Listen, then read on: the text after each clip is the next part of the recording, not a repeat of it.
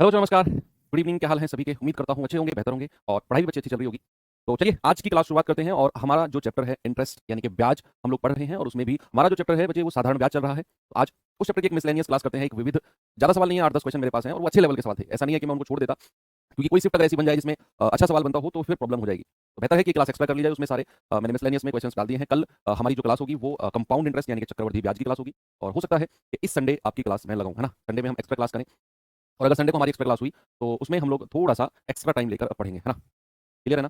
और सैटरडे को वीकेंड होता है क्योंकि क्लासेस कुछ ऑफ होती हैं, तो सैटरडे को भी मैं कोशिश करूँगा कि हमारी क्लास अलग टाइम पर हो, क्योंकि 6 बजे हमारी क्लास होती है, हमें केवल 1 ही घंटा मिल पाता है। तो सैटरडे को मैं कोशिश करूँगा कि अलग टाइम पर आपकी क्लास हो। वीकेंड है तो हम थोड़ा-सा एडजस्ट कर सकते हैं वीकेंड पे तो और थोड़ी-सी बड़ी क्लास करें। तो मैं ट्राई कर रहा हूँ कि फ्राइडे, सैटरडे और संडे अगर 3 दिन आपकी क्लास हो जाए, इसमें सैटरडे और संडे थोड़ी-सी बड़ी क्लास हो जाए तो हम अपना कंपाउंड इंटरेस्ट चक्रवृद्धि ब्याज चैप्टर को काफ़ी हद तक कंप्लीट कर लेंगे। फिर आने वाला जो नेक्स्ट वीक है, उसमें हमारा टाइम, स्पीड एंड डिस्टेंस, समय, चाल, दूरी और बोट एंड स्ट्रीम हो जाएगा, नो डाउट बिल्कुल हो जाएगा। और उससे जो अगला वीक होगा उसको पूरा नहीं, उसको उसके हाफ में ही, अगला वीक तो पूरा लगेगा जो इससे आने वाला है, उससे जो अगला वीक होगा उसके हाफ तक मैं आपका सिलेबस एंड करा दूँगा मेंसुरेशन की क्लास को कंप्लीट करके। ठीक है? तो ये था थोड़ा-सा ओवरव्यू। तो आज की क्लास में केवल हम 8-10 क्वेश्चन करेंगे मिसलेनियस है, हालाँकि एसआई पूरा कंप्लीट हो चुका है, जितना मैंने आपको पढ़ाया है, उससे बाहर सिंपल इंटरेस्ट का क्वेश्चन नहीं जाएगा। लैंग्वेज अगर बदलती है तो आपके अंदर ये क्वेश्चन नहीं आना चाहिए कि सवाल ही अलग हो गया, टाइप ही अलग हो गया। लैंग्वेज बदलना अलग केस होता है। लैंग्वेज तो चेंज अगर होगी तो आपको बिल्कुल भी परेशान नहीं होना है। कि आपके कॉन्सेप्ट अगर क्लियर हैं, लैंग्वेज कितनी ही घुमा दे एग्जामिनर कोई प्रॉब्लम नहीं है। तो मिसलेनियस क्वेश्चंस की पारी हम शुरू करते हैं। चलिए पहला क्वेश्चन हमारे सामने ये रहा। सवाल है भाई, किसी निश्चित राशि साधारण ब्याज पर 4 वर्षों में 12,144 और साढ़े 6 वर्षों में 13,984 रुपए हो जाती है, तो ब्याज की दर क्या होगी? ऐसे तो कई सारे सवाल मैंने आपको कराए और मैंने ये भी बोला है कि ये मोस्ट इंपोर्टेंट टाइप है। पार्टनरशिप एक क्लास का टॉपिक है भाई, कर देंगे। काहे परेशान होते हैं? चलो ठीक है भाई। सवाल कह रहा है 4 वर्ष में कितनी हो जाती है? 4 ईयर में हो जाती है 12,144 और कह रहा है साढ़े 6 वर्ष में। साढ़े 6 वर्ष में कितना हो जाती है भाई? वो हो जाती है 13,984। ये बात क्लियर है? अगर मैं इधर समय का डिफरेंस लेता हूं, अगर मैं इधर समय का डिफरेंस लेता हूं तो इधर समय का डिफरेंस कितना मिलेगा? 2.5 वर्ष। ठीक है भाई, एक सेकंड होल्ड।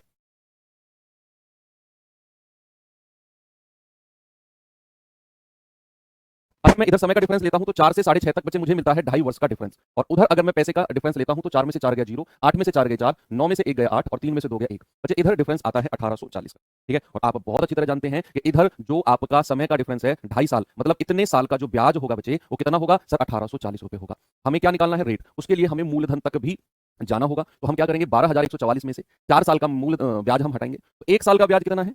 1840 बटे ढाई।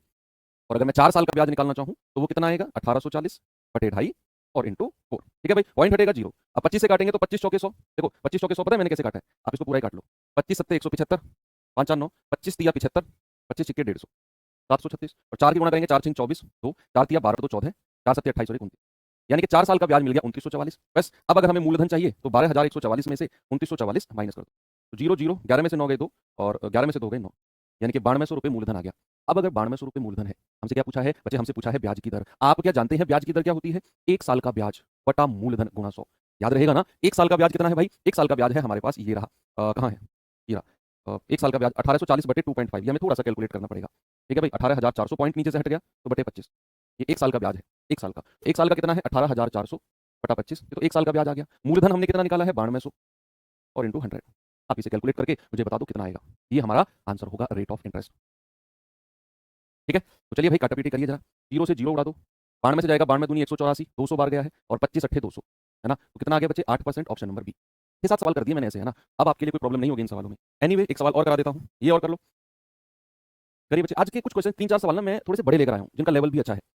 क्योंकि ईज़ी टू मॉडरेट और आपके एग्जाम से रिलेटेड हर लेवल में करा चुका हूँ 3 क्लास में। आज की क्लास मैंने अलग से रखी। उन बच्चों के लिए हो सकता है कुछ लोग अच्छा पढ़ना चाह रहे हो लेवल इसका एसआई का अपने, तो होता क्या है, मैं आपका जो जीडी का लेवल है ना, मैंने उसे 1 लेवल ऊपर पढ़ाया है। आज की क्लास के कुछ सवाल जो होंगे वो 2 लेवल ऊपर होंगे। आप अगर ये चाहते हैं कि इन केस सवाल बन गया, तो अगर आप इतनी कैपेबिलिटी रखते हैं कि अगर मैं उसे स्किप कर गया तो कहीं और मैं कवर कर लूँगा, तो आप स्किप करना। मैथ के किसी भी हार्ड क्वेश्चन की बात बता रहा हूँ। लेकिन अगर आपको लगता है कि यार जीएस मेरी उतनी अच्छी नहीं है, एवरेज है, मॉडरेट है, मैं 20 में से 10, 12, 13 क्वेश्चन कर लूँगा, और अगर इतना आपको भरोसा है जीएस पे कि पूरे में से पूरे में नहीं कर पाऊँगा या 20 में से 15, 16, 17 नहीं कर पाऊँगा, तो फिर आपको मैथ्स और रीजनिंग में कोई कॉम्प्रोमाइज़ नहीं करना पड़ेगा। आपको मैथ और रीजनिंग में बड़े में से बड़े लाने पड़ेंगे कि अगर आपकी जीएस एवरेज है, तो बच्चे मैं आपको बोलना चाहूँगा जितना स्कोर आपका मैथ और रीजनिंग में कम होगा ना, उतने सिलेक्शन के चांसेस कम होते चले जाएँगे। ये बिटर ट्रुथ है, ये कड़वी सच्चाई है। यहाँ कॉम्प्रोमाइज़ नहीं करना है बिल्कुल। कह रहा है समान साधारण ब्याज दर पर कोई धनराशि 4 वर्ष में 13,200, 8 साल में 16,400 हो जाती है। तो बताइए 10% ब्याज पर 3.5 से 1/5 वर्ष में कितना ब्याज मिलेगा? बताओ। भाई कह रहा है 4 साल में 13,200 हो जाती है। कितना बचे? 4 साल में 13,200 और कह रहा है 8 साल में कितना हो जाती है? 8 साल में हो जाती है 16,400। ओके जी, कोई प्रॉब्लम नहीं है। अगर मैं यहाँ समय का डिफरेंस लेता हूँ तो ये आता है 4 साल, पैसे का डिफरेंस लेता हूँ तो बच्चे ये आता है आपका 3200 रुपए। पैसे का डिफरेंस कितना है 3200 रुपए। अगर मैं ये कहूंगा जो समय का डिफरेंस है 4 साल का साधारण ब्याज कितना है 3200 रुपए, 1 साल का साधारण ब्याज कितना हो जाएगा 800 रुपए। लेकिन आपसे क्या पूछा है, आपसे पूछा है कुछ और, आपसे कह रहा है वही मूलधन पर 10% के ब्याज पर इतने साल का ब्याज। सबसे पहले हमें मूलधन निकालना होगा, उसके लिए हमें 13,200 में से 4 साल का ब्याज माइनस करना है, और बच्चे 4 साल का ब्याज तो मुझे दिया हुआ है 3200, है ना। तो अगर मैं डायरेक्ट मूलधन निकालूंगा तो कितना आएगा 13,200 माइनस का 3200।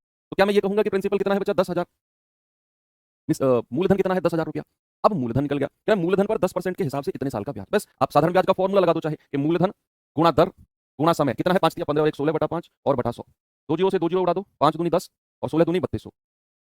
कितना आंसर आ जाएगा बच्चे 3200 रुपए। ऑप्शन नंबर बी मेरा सही है। आगे सभी का 3200। Very good, very good, I like it. चलिए थोड़ा सा आगे बढ़ते हैं, जरा इस क्वेश्चन को देखेंगे।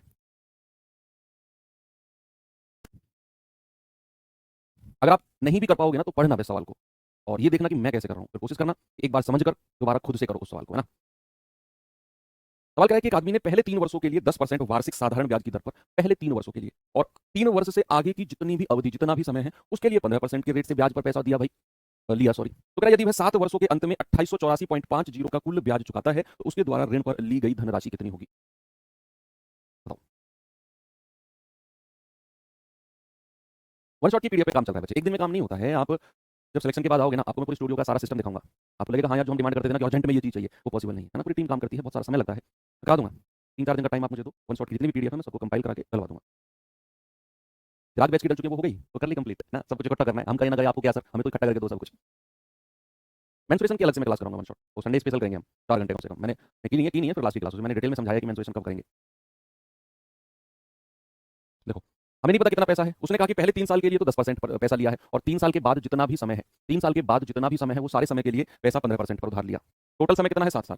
अब सुनना, अगर 3 साल के लिए उसने 10% पर पैसा लिया और टोटल है 7 साल का समय, तो जो पैसा 15% पर लिया होगा वो कितना होगा बताओ।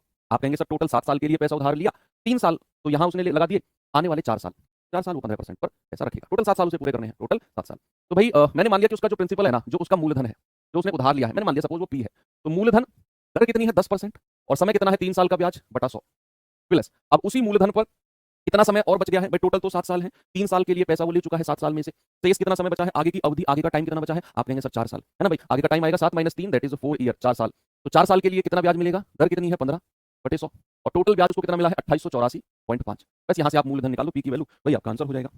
बताओ, तो यहाँ से अगर मैं पी कॉमन ले लूँ या मैं पी बटा 100 ही कॉमन ले लूँ, नीचे से 100 कॉमन आ जाएगा ना बच्चा, तो ऊपर क्या बचेगा 10 या 30 प्लस 15 चौके 60 बराबर 2884, पॉइंट हटाया तो 5 और बटा 10, पॉइंट के बाद एक संख्या है 5, तो यह आ जाएगा पी बटा 100 गुणा 90 बराबर 28845/10। एक जीरो से एक जीरो गया, दूसरी जीरो से दूसरी जीरो गई, तो पी कितना आ जाएगा 28845, और ये 9 नीचे आ जाएगा।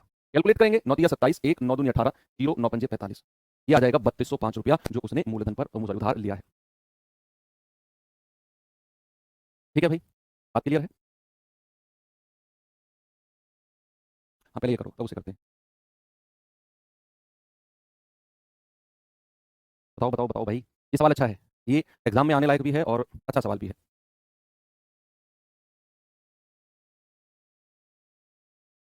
चलो चलो चलो, एक तो पता नहीं आज क्या हो गया आप लोगों को, क्लास से अलग बहुत सारे क्वेश्चन कर रहे हो आप, और वो सवाल है कि जिनका क्लास से कोई मतलब ही नहीं है, जिनका पढ़ाई लिखाई से कोई मतलब ही नहीं है।